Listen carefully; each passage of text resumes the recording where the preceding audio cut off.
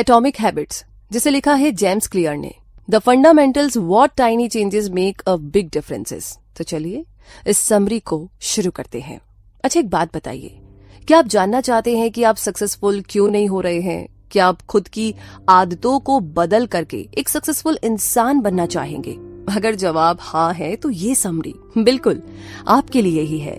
इस समरी में हम सीखेंगे कि खुद की हैबिट्स को, खुद की आदतों को कैसे चेंज करें।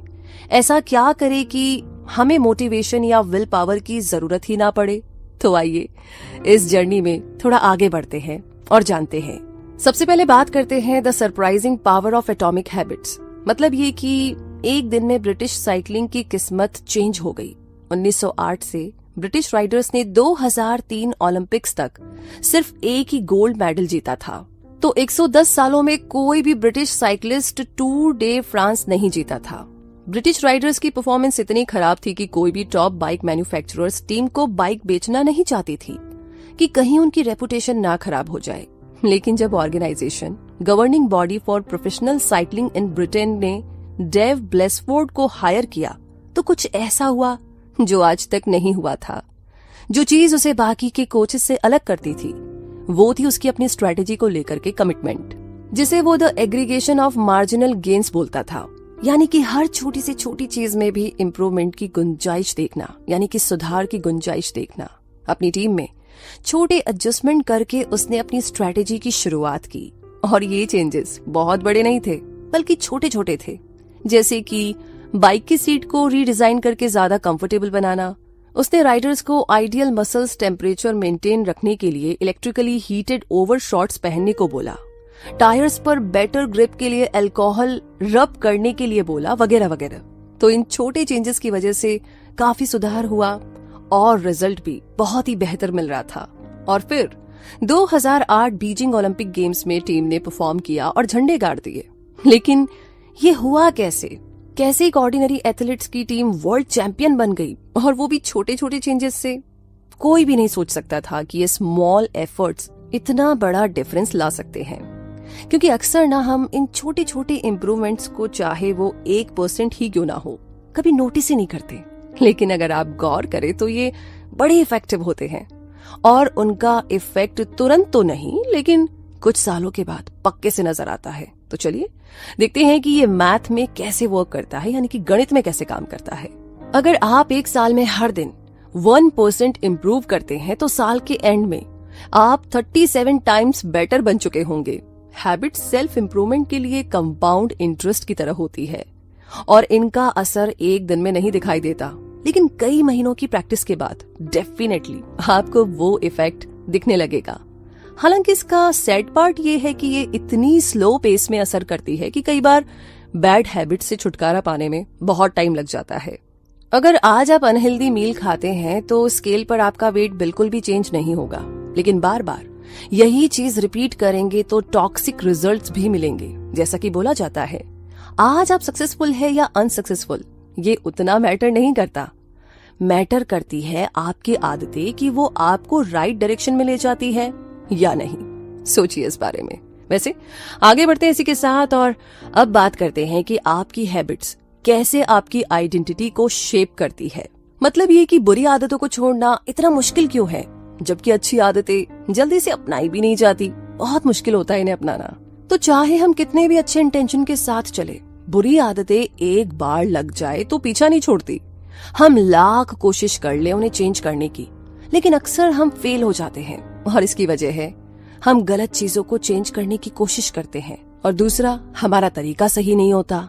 तो बहुत से लोग प्रोसेस ऑफ चेंज शुरू करने के लिए उस चीज पर फोकस करने लगते हैं जो उन्हें अचीव करनी होती है। ये हमें आउटकम बेस्ड हैबिट में लेकर आता है। लेकिन अगर हम आइडेंटिटी बेस्ड हैबिट्स बिल्ड करनी शुरू करें तो हम इस चीज पर फोकस करना शुरू कर देंगे कि हमें क्या बनना है। मान लीजिए कि लोग सिगरेट छोड़ना चाहते हैं। फर्स्ट पर्सन को जब सिगरेट ऑफर की जाती है तो वो बोलता है, नो थैंक यू, मैं सिगरेट छोड़ने की कोशिश कर रहा हूँ। अब ये सुनने में ना बड़ा रीजनेबल लगता है, लेकिन देखा जाए तो ये आदमी ये बात मानता है कि वो बेसिकली एक स्मोकर है जो अब कुछ और बनना चाहता है। वो अपने बिहेवियर में एक चेंज चाहता है, जबकि उसके बिलीव्स अभी भी सेम है।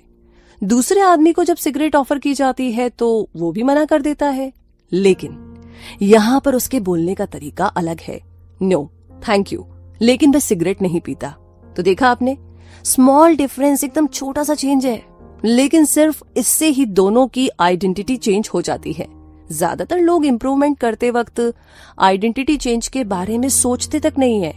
आप अपने एक एस्पेक्ट को लेकर के जितना ज्यादा प्राउड फील करेंगे, उतना ही आप नई आदतों को अपनाने के लिए मोटिवेट होंगे। आपको ना बस ये डिसाइड करना है कि आप क्या बनना चाहते हो, और अपनी हैबिट्स में छोटे छोटे चेंजेस ला करके आप ये बात साबित कर सकते हो।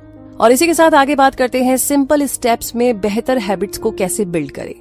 आइए इसे समझते हैं। एक साइकोलॉजिस्ट एडवर्ड ने एक एक्सपेरिमेंट किया 1898 यानी कि 1898 में, जिसमें पता चला कि हम करंटली हैबिट्स और रूल्स को कैसे समझते हैं जो कि बाद में हमारा बिहेवियर बन जाती है।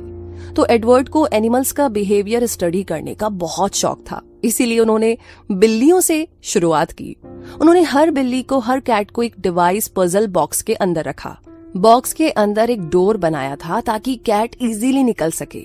एक लीवर प्रेस करके या एक कोड लूप पुल करके ये डोर खुल जाता था। ज्यादातर कैट्स बॉक्स के अंदर जाते ही बाहर निकलने की कोशिश करती थी, तो कैट्स अपनी नोज कॉर्नर्स में घुसा के देखती, अपने पंजे मारती और फिर कुछ मिनट के बाद उन्हें लीवर दिखता और फिर डोर खोल करके बाहर आ जाती थी। तो ऐसा 20 से 30 बार के ट्रायल के बाद, उनका बिहेवियर ऑब्जर्व करने के बाद ये पता चला कि कैट्स को बार बार बॉक्स में जाना हैबिचुअल लगने लगा और अंदर जाते ही वो लेवल प्रेस करके बाहर निकल आती थी। बार बार की प्रैक्टिस से कैट्स ने मिस्टेक्स कम की और सोल्यूशन पर फोकस किया। तो इस स्टडीज से एडवर्ड लर्निंग प्रोसेस को कुछ ऐसे डिस्क्राइब करते हैं, जो बिहेवियर सेटिस्फाइंग रिजल्ट्स देते हैं हम उन्हें रिपीट करते हैं, और जिनका रिजल्ट्स हमारे फेवर में नहीं होता हम उन बिहेवियर्स को अपनी हैबिट्स में शामिल नहीं करते। तो हैबिट्स क्रिएट करने के प्रोसेस को हम 4 इजी स्टेप्स में डिवाइड कर सकते हैं। सबसे पहला है क्यू, दूसरा है क्रेविंग, तीसरा है रिस्पॉन्स और चौथा है रिवॉर्ड। तो क्यू हमारे ब्रेन को बिहेवियर शुरू करने के लिए ट्रिगर करता है और रिवॉर्ड प्रिडिक्ट होता है काइंड ऑफ इंफॉर्मेशन से, और क्योंकि रिवॉर्ड्स का फर्स्ट साइन है, ये अक्सर क्रेविंग्स की तरफ ले जाता है। क्रेविंग्स एक तरह से मोटिवेशनल फोर्स है। बिना किसी भी डिजायर के हम कोई एक्शन नहीं लेते। आपको सिगरेट स्मोकिंग की क्रेविंग्स नहीं होती, बल्कि उस रिलीफ की होती है जो सिगरेट पीने से मिलती है। थर्ड प्लेस पर रिस्पॉन्स आता है, और यही वो एक्चुअल हैबिट है जो आप बनाते हैं, जो किसी भी थॉट या एक्शन के फॉर्म में हो सकती है, चाहे कोई एक्चुअल रिस्पॉन्स हो या नहीं। ये डिपेंड करता है कि आप कितने मोटिवेटेड है। और फाइनली रिस्पॉन्स ही रिवॉर्ड लाता है। तो ये बेसिकली किसी भी हैबिट का गोल होता है। क्यों रिवॉर्ड को नोटिस करता है, क्रेविंग्स उस रिवॉर्ड की डिजायर रखती है, और रिस्पॉन्स रिवॉर्ड अचीव करने से जुड़ा हुआ है। अगर कोई बिहेवियर इन चारों स्टेजेस में से किसी एक के लिए भी काफी नहीं है, तो ये मान के चलिए कि वो कभी भी हैबिट नहीं बन सकता, राइट? तो आइए आगे बढ़ते हैं और बात करते हैं the man who didn't look right. मतलब ये कि मैंने एक बार एक लेडी की कहानी सुनी जो कि कई सालों तक पैरामेडिक की जॉब करती थी, जो एक बार एक फैमिली गैदरिंग में गई। उसने वहां अपने फादर इन लॉ को देखा तो बड़ी कंसर्न हो गई। उसने अपने फादर इन लॉ से कहा कि उससे उनकी कंडीशन कुछ ठीक नहीं लग रही है, इसलिए उन्हें तुरंत हॉस्पिटल जाना चाहिए। और कुछ ही घंटों के बाद हॉस्पिटल में उनकी सर्जरी की गई, जिससे ये पता चला कि एक मेजर आर्टरी ब्लॉक्ड थी, जिससे उन्हें कभी भी हार्ट अटैक आ सकता था। उस लेडी के अलर्टनेस की वजह से ओल्ड मैन की जान बच गई थी। ह्यूमन ब्रेन एक प्रिडिक्शन मशीन की तरह है। ये हर स्मॉल डिटेल को ऑब्जर्व करता है। ये हर टाइम ऑब्जर्व करता है कि आपके आसपास क्या चल रहा है, जो काम आपकी हैबिट में शामिल है। जैसे कि एक पैरामेडिक एक हार्ट अटैक पेशेंट का फेस देख करके ही समझ जाता है कि अटैक आने वाला है, उसी तरीके से आपका ब्रेन भी नोटिस करने लगता है कि क्या चीज आपके लिए इम्पोर्टेंट है। और जितनी आपकी प्रैक्टिस बढ़ेगी, आप खुद ही उन क्यूज को नोटिस करना शुरू कर देंगे जो सर्टेन रिजल्ट्स को प्रिडिक्ट करती है। वो क्यूज जो हमारी हैबिट्स को इतना कॉमन बना देते हैं कि हमें नजर भी नहीं आते। लेकिन नई आदतें बनाने से पहले हमें अपने करंट हैबिट्स पर, हमारी जो आज की आदतें हैं, उन पर ध्यान देना होगा। वैसे ये थोड़ा मुश्किल काम है, क्योंकि ये इतनी पुरानी आदतें होती है कि ऑटोमेटिक हैबिट्स बन जाती है। इसमें सबसे बड़ा चैलेंज है जो आप एक्चुअल में करते हो उसके बारे में अवेयर होना। एग्जैक्टली। और ये करने के लिए ना आपको बिहेवियर को स्कैन करना होगा, फिर खुद से पूछना होगा कि ये हैबिट अच्छी है या बुरी या न्यूट्रल। बस अपनी हैबिट्स को स्कोर कर लीजिए, लेकिन कुछ चेंज करने की जरूरत नहीं है। आपको बस एक्नॉलेज करना है कि आप क्या करते हो। फॉल्ट्स के लिए खुद को ब्लेम ना करें और ना ही खुद को सक्सेस के लिए प्रेज करें। बिहेवियर चेंज का प्रोसेस हमेशा अवेयरनेस से शुरू होता है। आपको पता होना चाहिए गलत कर रहे हो, ठीक कर रहे हो, ये न्यूट्रल है। ओके, इसी के साथ आगे बढ़ते हैं इस जर्नी में और बात करते हैं the best way to start a new habit, जो बहुत इंपॉर्टेंट है एंड आई एम श्योर आपको मजा आने वाला है। तो बात ऐसी है कि ग्रेट ब्रिटेन के कुछ रिसर्चर्स ने 2 वीक्स के लिए 248 लोगों पर बेटर एक्सरसाइज हैबिट्स बिल्ड 2001 करने के लिए रिसर्च कंडक्ट किया। फर्स्ट ग्रुप एक कंट्रोल ग्रुप था जिन्हें बस ट्रैक करना था कि वो कितनी बार एक्सरसाइज करते हैं। सेकंड ग्रुप मोटिवेशन ग्रुप था, उन्हें बोला गया था कि वो अपनी एक्सरसाइज ट्रैक करे और एक्सरसाइज के ऊपर कुछ बुक्स भी पढ़े। इसके अलावा रिसर्चर्स ने उन्हें बोला कि वर्कआउट करने से कोरोनरी हार्ट डिजीज का रिस्क कम होता है और हार्ट हेल्थ इंप्रूव होती है। लास्ट में थर्ड ग्रुप को सेकंड ग्रुप की तरह सेम डेटा प्रेजेंट किया गया था, जिसका मतलब था कि उन्हें भी इक्वल लेवल मोटिवेशन मिली। हालांकि उन्हें एक प्लान बनाने के लिए भी बोला गया था कि उन्हें कब और कहां एक्सरसाइज करना है। अब इसे और स्पेसिफिक वे में करने के लिए थर्ड ग्रुप के हर मेंबर ने लिखा, अगले नेक्स्ट वीक के अंदर मैं एटलीस्ट 20 मिनट्स की हार्ड एक्सरसाइज करूंगा, इस दिन और इस टाइम और इस जगह पर। फर्स्ट और सेकंड ग्रुप में 35 से 38% लोगों ने वीक में एटलीस्ट एक बार वर्कआउट किया। एक्चुअल में इन लोगों पर मोटिवेशनल प्रेजेंटेशन का कोई भी खास इम्पैक्ट नहीं हुआ था, लेकिन थर्ड ग्रुप में से 91% लोगों ने पर वीक एक बार तो वर्कआउट किया ही, और जो सेंटेंस उन्होंने लिखे थे उन्हें रिसर्चर्स इम्प्लीमेंशंस इंटेंशंस बोलते हैं। एक प्लान जो आप पहले से बनाकर रखते हो कि आप कब और कहां एक्शन लोगे। तो कई रिसर्चर्स ने साबित किया है कि इम्प्लीमेंशन इंटेंशंस हमें अपने गोल से कनेक्टेड रहने में हेल्प करते हैं। कई लोगों को लगता है कि उनके पास कोई मोटिवेशन नहीं है, लेकिन सच ये है कि वो अपने गोल को लेकर के क्लियर नहीं है, कब और कहां एक्ट करना है। ये ऑब्वियस नहीं होता, लेकिन बिहेवियर का फर्स्ट लॉ है इसे ऑब्वियस बनाना। ऑब्वियस होना एक प्रैक्टिकल तरीका है ताकि आपको अपनी आदतों के लिए क्लियर क्यूज मिल सके और आप एक प्लान डिजाइन कर सके कि कब और कहां एक्ट करना है। तो आइए इसी प्लान के साथ थोड़ा और आगे बढ़ते हैं और बात करते हैं motivation is overrated, environment often matters more. जी हाँ, मतलब ये कि बॉस्टन के मैसाचुसेट्स जनरल हॉस्पिटल में एक प्राइमरी केयर फिजिशियन एने को एक क्रेजी आइडिया आया। उसे लगता था कि वो हॉस्पिटल स्टाफ और विजिटर्स की ईटिंग हैबिट्स को बेटर बना सकते हैं, वो भी उनका मोटिवेशन चेंज किए बिना या उनके बगैर किसी डिस्कशन के। तो उसने अपनी कलीग के साथ मिलकर के हॉस्पिटल के कैफेटेरिया का चॉइस आर्किटेक्चर चेंज करने के लिए एक 6 मंथ स्टडी कंडक्ट की। सबसे पहले तो उन्होंने अरेंजमेंट ऑफ ड्रिंक्स चेंज किए, रेफ्रिजरेटर कैश रजिस्टर के पास रखे थे और उनमें सिर्फ सोडा रखा होता था, तो उन्होंने सोडा के बदले वाटर बॉटल्स रखवा दी। सिर्फ रेफ्रिजरेटर में ही नहीं बल्कि रूम के फूड स्टेशन में भी। तो सोडा अभी भी मेन रेफ्रिजरेटर में था, लेकिन वाटर अब सब जगह अवेलेबल था। अगले 3 महीने में सोडा की सेल 11.4% तक डिक्लाइन हो गई थी, जबकि बॉटल वाटर की सेल 25.8% इंक्रीज हो गई थी। तो इसी तरह के चेंजेस कैफेटेरिया के फूड में भी किए गए और यहाँ भी उन्हें सेम रिजल्ट्स मिले, लेकिन किसी ने कुछ नोटिस नहीं किया। अक्सर लोग चीजें इसलिए नहीं लेते या खाते कि उन्हें वही चीज चाहिए, बल्कि उनका लेना या खाना डिपेंड करता है कि वो चीज रखी कहाँ पर है। मान लीजिए आप किचन में गए, वहां पर आपको 1 प्लेट कुकीज मिल जाती है, तो आप तुरंत कुकीज खाने बैठ जाओगे।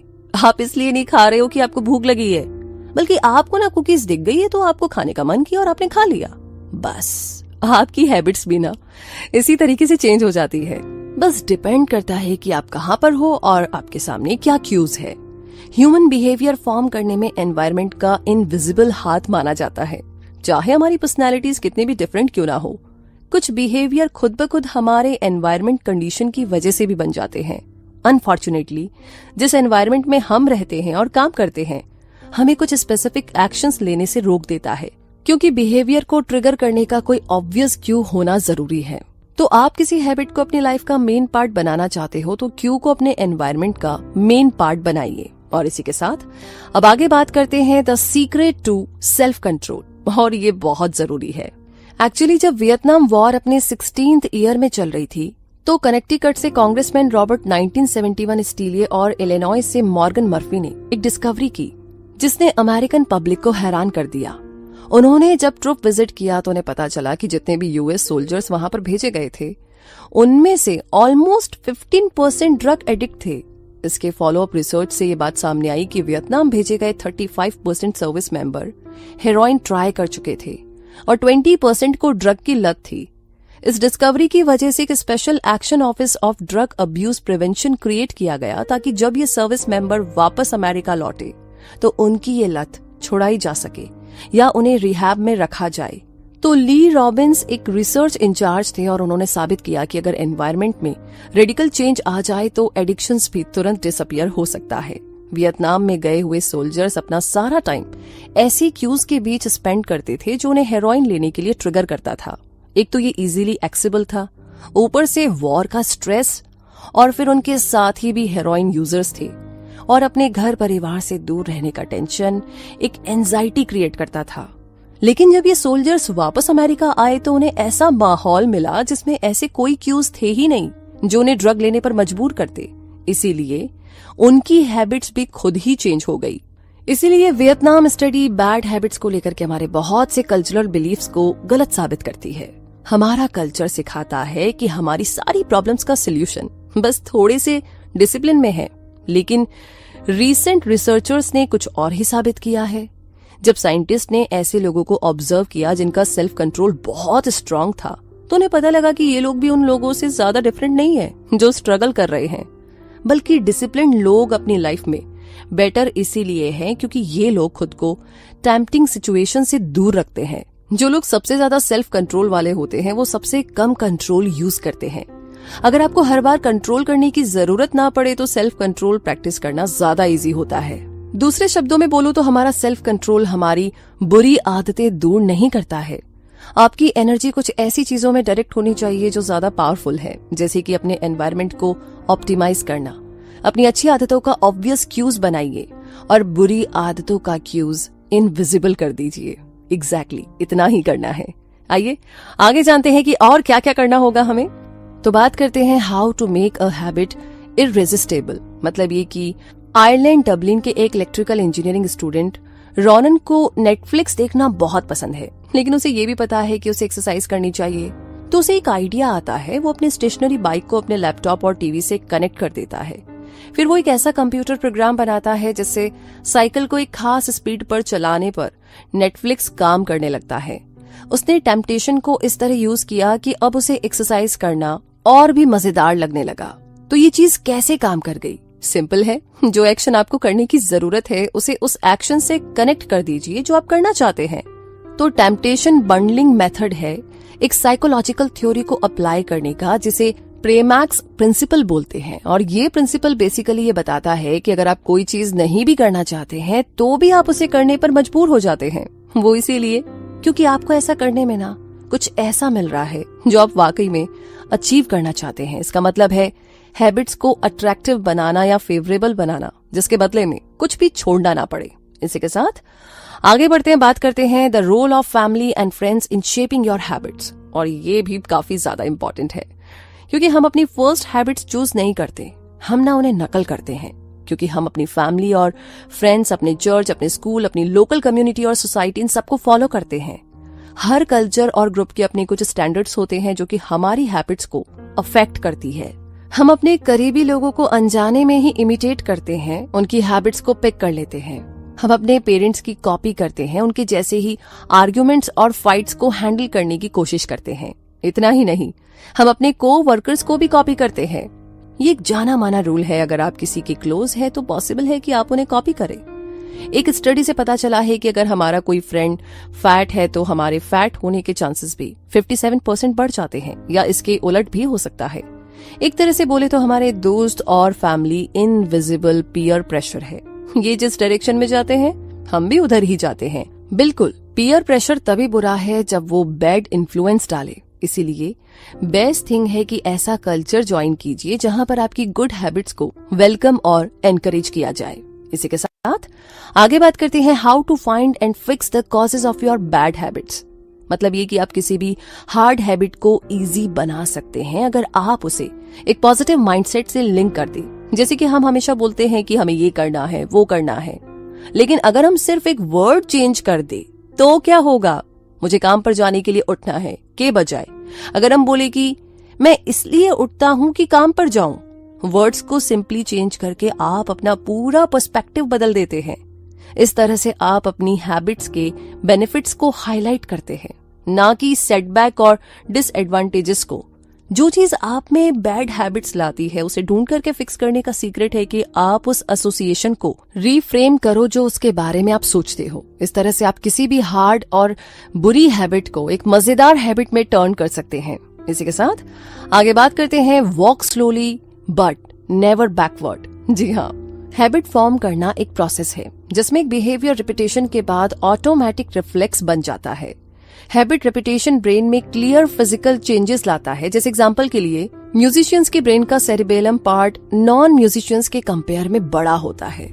हर बार जब आप कोई एक्शन रिपीट करते हो तो आप असल में एक स्पेसिफिक न्यूरल सर्किट को एक्टिवेट करते हो जो उस हैबिट से जुड़ा होता है। हैबिट फॉर्मेशन में टाइम कितना लगा ये उतना मैटर नहीं करता। टाइम का कभी भी प्रॉब्लम नहीं था। मैटर ये करता है कि वो रेट जिस पर आप सर्टेन बिहेवियर को परफॉर्म करते हो, जैसे कि आप कोई चीज 40 दिन में 2 बार करो या 200 बार, ये टाइम की बात नहीं है बल्कि फ्रीक्वेंसी की बात है। कोई भी हैबिट क्रिएट करने के लिए आपको उसकी प्रैक्टिस करनी पड़ेगी, फ्रीक्वेंसी बढ़ानी पड़ेगी। इसी के साथ आगे बात करते हैं the law of least effort, यानी कि एनर्जी जो होती है ना वो बहुत ही कीमती है और ब्रेन इस तरह बना है कि ये जब चाहे इसे कंजर्व कर सकता है। ये एक ह्यूमन नेचर है कि हम लॉ ऑफ लीस्ट एफर्ट को फॉलो करते हैं, जो कहता है कि जब लोगों को 2 सेम चॉइस दी जाती है तो जिस काम में ज्यादा एफर्ट नहीं लगता लोग नेचुरली उसी को चूज करेंगे। हर एक्शन में एक सर्टेन अमाउंट ऑफ एनर्जी लगती है और जितनी ज्यादा एनर्जी की डिमांड होगी उतना ही कम हम उसे करना चाहेंगे। कुछ सेंस में देखें तो हर हैबिट सिर्फ एक ऑब्स्टिकल है उस चीज के बीच में जो आप चाहते हैं। डाइट एक ऑब्स्टिकल है फिट होने के लिए, मेडिटेशन एक ऑब्स्टिकल है मन की शांति के लिए। आप एक्चुअल में हैबिट से प्यार नहीं करते बल्कि उस आउटकम से करते हैं जो ये डिलीवर करता है। लेकिन अगर हम सब इतने लेजी है तो कैसे कुछ लोग मुश्किल गोल्स भी अचीव कर लेते हैं, सवाल तो ये है। और इसका सोल्यूशन, इसका जवाब है कि एक ऐसा एनवायरनमेंट क्रिएट कीजिए जहां राइट चीजें करना हमेशा इजी हो। इस तरीके से आप फ्रिक्शन ऑफ ऑब्स्टिकल को रिड्यूस कर पाएंगे। जैसे कि मील डिलीवरी सर्विस ग्रोसरी शॉपिंग का फ्रिक्शन डिक्रीज करती है, जैसे डेटिंग एप्स की वजह से सोशल इंट्रोडक्शन करने का फ्रिक्शन कम हो गया है। इसी तरीके से और भी बहुत सारी चीजें। बेहतर हैबिट्स क्रिएट करने के स्ट्रगल में ऐसे तरीके एक्सप्लोर कीजिए जो गुड हैबिट से जुड़े हुए फ्रिक्शन को कम करे और हमारी बैड हैबिट से कनेक्टेड फ्रिक्शन इंक्रीज करे। तो इसी के साथ आगे बात करते हैं अब how to stop procrastinating by using the 2 minute rule. ये बड़ा इंटरेस्टिंग है कि ये कैसे काम करेगा, आइए जानते हैं। अगर आप कुछ बहुत बड़ा शुरू करना चाहते हैं और बिग स्टेप्स लेकर के आपको ये इजी भी लगता है तो भी आपको बेबी स्टेप से शुरू करना चाहिए, क्योंकि हम सब बहुत जल्दी बहुत ज्यादा करने की कोशिश करते हैं क्योंकि हम चेंज को लेकर के इतने एक्साइटेड जो रहते हैं। लेकिन एक टेंडेंसी आपको ऐसा करने से रोकती है और वो है 2 मिनट रूल, जो कहती है कि जब आप कोई नई आदत, नई हैबिट शुरू करते हैं तो इसे करने में ना 2 मिनट से कम टाइम लगना चाहिए। आप देखेंगे कि ऑलमोस्ट हर हैबिट 2 मिनट में ही लर्न की जा सकती है। जैसे कि रोज रात को सोने से पहले कोई बुक पढ़ने वाली हैबिट बन जाती है, रोज रात 1 पेज पढ़ के सोना, 30 मिनट योगा करो, ये हैबिट्स बन जाती है। तो पॉइंट ये है कि किसी पर्टिकुलर हैबिट को अपनाने के लिए इजी वे में शुरू कीजिए। आप चाहे 1 मिनट मेडिटेट करो, 1 पेज पढ़ो, एक कपड़ा तह लगाओ, कुछ भी करो, लेकिन शुरू तो करो। जो चीज राइट लगे उसे करना एक पावरफुल स्ट्रैटेजी है। लोगों को लगता है कि डेली किताब का 1 पेज पढ़ना बहुत बड़ा काम है, लेकिन पॉइंट ये नहीं है कि आप कितना पढ़ते हो या कितना करते हो, बल्कि ये है कि आप एटलीस्ट कर तो रहे हो। और जब आप करना शुरू करोगे तो फर्स्ट 2 मिनट्स आपके लार्जर रूटीन का एक रिचुअल बन जाएंगे। एक्चुअली ये एक आइडियल तरीका है किसी भी डिफिकल्ट स्किल में एक्सपर्ट बनने के लिए। अगर एक बार हैबिट बन जाए तो ऐसा भी पॉइंट आएगा कि आप वो एक्शन एकदम परफेक्ट वे में रूटीनली करने लगोगे। आप इस 2 मिनट रूल को हैबिट शेपिंग टेक्निक से मिक्स कर सकते हैं, जिससे कि आपकी हैबिट आपको अपना अल्टीमेट गोल दिला सके। क्योंकि कोई भी हैबिट एस्टेब्लिश करने के बाद इसे इंटरमीडिएट स्टेप्स तक ले जाए और प्रोसेस को तब तक रिपीट कीजिए जब तक कि आप इसमें एक्सपर्ट नहीं बन जाते। उसके बाद ही अगले लेवल तक जाइए। फिर आप देखेंगे कि जो हैबिट आप बिल्ड कभी करना चाहते थे वो आज आपकी पर्सनैलिटी का पार्ट बन गई है। राइट, एकदम 2 मिनट वाले रूल से। तो आइए आगे अब बात करते हैं how to make good habits inevitable and bad habits impossible. मतलब ये कि समर की बात है। विक्टर ह्यूगो एक फ्रेंच राइटर थे और एक इम्पॉसिबल डेडलाइन से परेशान थे। उसने 12 महीने पहले अपने पब्लिशर को एक नई किताब लिखने का प्रॉमिस किया था, लेकिन लिख नहीं पाया था। इसके बदले उसने दूसरे प्रोजेक्ट्स पर काम शुरू कर दिया था और अपना प्रॉमिस डिले करता रहा। ह्यूगो का पब्लिशर फ्रस्ट्रेट हो गया, इसलिए उसने 6 मंथ्स के अंदर की एक डेडलाइन सेट कर दी। ह्यूगो को बोला गया कि उसे फरवरी 1831 तक बुक को कंप्लीट करनी है और 1830 की डेडलाइन ऑलरेडी दी थी। अब वो कैसे डेडलाइन से पहले कंसंट्रेट करके एक बढ़िया किताब लिखे? लेकिन ह्यूगो ने एक अजीब काम किया। उसने अपने सारे कपड़े एक असिस्टेंट को दिए और बोला इन्हें लॉक करके रख दो। इस तरह अब उसके पास बाहर जाने के लिए कोई कपड़े नहीं बचे थे, तो उसके पास घर में बैठकर के किताब लिखने के अलावा कोई भी ऑप्शन नहीं बचा था। 1830 के पूरे फॉल और विंटर सीजन में वो जी जान से लिखता रहा। उसकी ये book the hunchback of Notre Dame जनवरी 14, 1831 से 2 हफ्ते पहले ही पब्लिश हो गई थी। तो अच्छी आदतें इजीली बनाना सक्सेस नहीं है, बल्कि बैड हैबिट्स को हार्ड बनाना है। एग्जैक्टली। आगे बात करते हैं अब the cardinal rule of behaviour change. मतलब ये कि जब कोई एक्सपीरियंस सेटिस्फाई करता है तो हम उस बिहेवियर को ज्यादा रिपीट करते हैं, और ये पूरी तरह लॉजिकल है, क्योंकि प्लेजर चाहे छोटी छोटी चीजों का ही क्यों ना हो, हमारे ब्रेन को एक सिग्नल भेजता है कि ये चीज अच्छी है, इसे दोबारा करो। अब च्युइंगम का ही एग्जांपल ले लीजिए। शुरुआत की च्युइंगम्स में कोई टेस्ट नहीं होता था, सिर्फ ब्लेंड रेजिन्स, बिल्कुल भी टेस्टी नहीं। लेकिन 1891 में इसमें फ्लेवर्स ऐड किए जाने लगे। तो ये बात भी लॉजिकल है कि अगर किसी एक्सपीरियंस में मजा नहीं आता है तो उसे रिपीट करने का कोई मतलब नहीं है। कार्डिनल रूल यही कहता है जिसमें रिवॉर्ड मिले वही चीज रिपीट की जाती है, और जिसमें पनिशमेंट मिले उसे अवॉइड किया जाता है। लेकिन ये नियम, ये रूल थोड़ा सा ट्रिकी है। हम सिर्फ किसी तरह का सेटिस्फैक्शन ही नहीं ढूंढते, बल्कि हम इमीडिएट सेटिस्फैक्शन देखते हैं। सभी हैबिट्स का टाइम के साथ साथ अलग अलग आउटकम मिलता है, और ये आउटकम्स अक्सर अजीब होते हैं। अब जैसे कि बैड हैबिट्स का आउटकम अक्सर मजा देता है, लेकिन अल्टीमेट आउटकम बुरा होता है। जबकि गुड हैबिट्स शुरू में मुश्किल लगती है, लेकिन इसका लॉन्ग टर्म आउटकम हमें बेनिफिट देता है। तो एक रिवॉर्ड जो अभी मिलने वाला है अक्सर हमें फ्यूचर के रिवॉर्ड से ज्यादा पसंद होता है। इंस्टेंट सेटिस्फैक्शन की चाहत में लोग अपना सारा टाइम इमीडिएट प्लेजर पाने में स्पेंड करते हैं।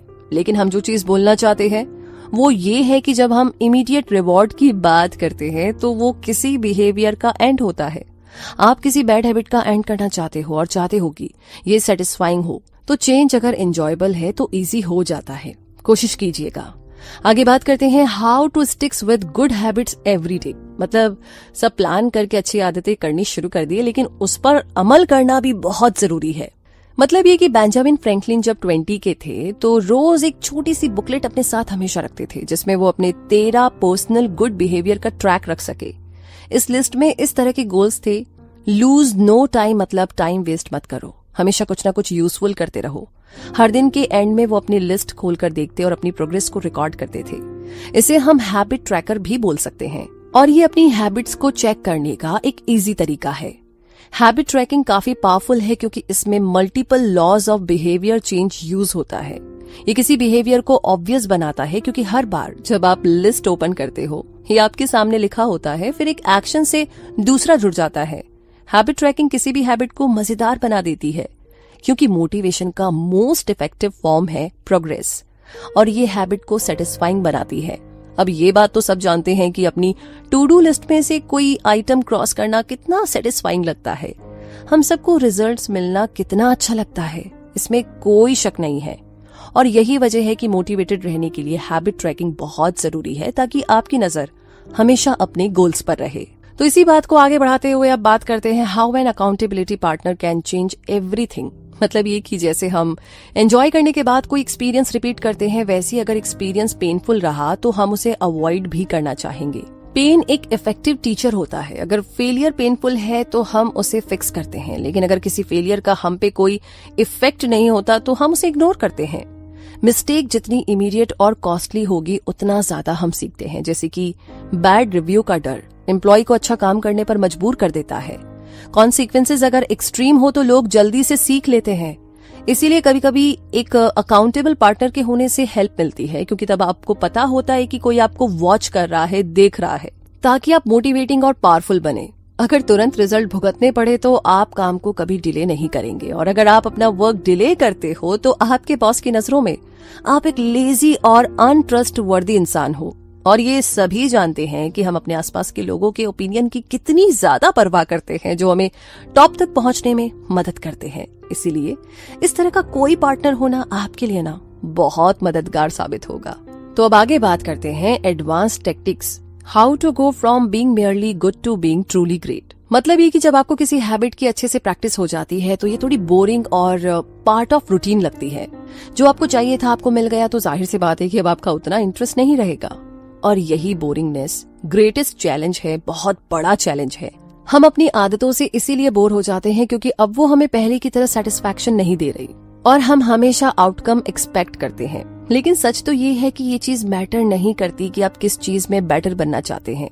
अगर आप उसे तभी करते हैं जब वो आपको एक्साइट करती है, क्योंकि तब आप कोई भी ग्रेट रिजल्ट पाने के लिए बिल्कुल भी कंसिस्टेंट नहीं रहेंगे। हाँ, ऐसे भी दिन होंगे जब आपको क्विट करने का मन करेगा, लेकिन पेनफुल, बोरिंग और एग्जॉस्टिंग होने के बाद भी अगर आप जमे रहते हैं तो ये बहुत बड़ी बात है। एक अमैच्योर और एक प्रोफेशनल के बीच में सिर्फ यही डिफरेंस होता है। तो एक ही तरीका है, जो भी आप करें दिल से करें, उसे एंजॉय करें। हैबिट्स का बस एक ही डाउन साइड है कि हम अक्सर स्मॉल मिस्टेक्स को नोटिस नहीं करते, क्योंकि आप कोई चीज आदत की वजह से बार बार करते हैं, आप उसे इम्प्रूव नहीं करते। वैसे इस बारे में परेशान होने की ज्यादा जरूरत नहीं है, क्योंकि कुछ हैबिट्स को कांस्टेंट इम्प्रूव करने की जरूरत नहीं पड़ती। जैसे एग्जांपल के लिए आप अपने शूज कैसे बांधते हैं, लेकिन जब आप किसी काम में मास्टर बनना चाहते हैं तो सिर्फ हैबिट से काम नहीं चलेगा, आपको उसके लिए हार्ड प्रैक्टिस भी करनी पड़ेगी, जब तक कि आपको सर्टेन स्किल्स ना आ जाए। बस आपको क्या करना है कि अपनी परफॉर्मेंस को लेकर के अलार्म्ड रहे, ताकि आप खुद को इम्प्रूव कर सके, खुद को old thinking and acting pattern में लॉक ना करें। लाइफ जो है ना हमारी, हर पल चेंज हो रही है, तो आप भी अपनी हैबिट्स और बिलीफ्स को चेंज कीजिए और खुद में कभी भी सेल्फ अवेयरनेस की कमी ना आने दे। ये बहुत बड़ी चीज है और बहुत ही कमाल की। तो इन सारी बातों के साथ, इन सारे सिद्धांतों के साथ अब टाइम आ गया है इस समरी के कंक्लूजन को जानने का। तो दोस्तों, हमने समरी में देखा कि एटॉमिक हैबिट्स कितनी पावरफुल है और उन्हें कैसे डेवलप किया जा सकता है। हमने हैबिट्स बदलने के लिए 4 स्टेप्स भी देखे। हमने 2 मिनट रूल के बारे में भी जाना और सीखा। इन शॉर्ट हमने देखा कि कैसे हैबिट्स हमारी आइडेंटिटी को चेंज कर सकती है। जो हमें चाहिए वो हम सब कुछ अचीव कर सकते हैं, लेकिन एक छोटा सा बेबी स्टेप तो हमें लेना ही होगा, और उसके लिए बहुत सारी शुभकामनाएं। तो बताइए समरी आपको कैसी लगी, कमेंट बॉक्स में लिख करके, और साथ ही साथ आगे किस किताब के बारे में आप जानना चाहते हैं वो भी हमें लिख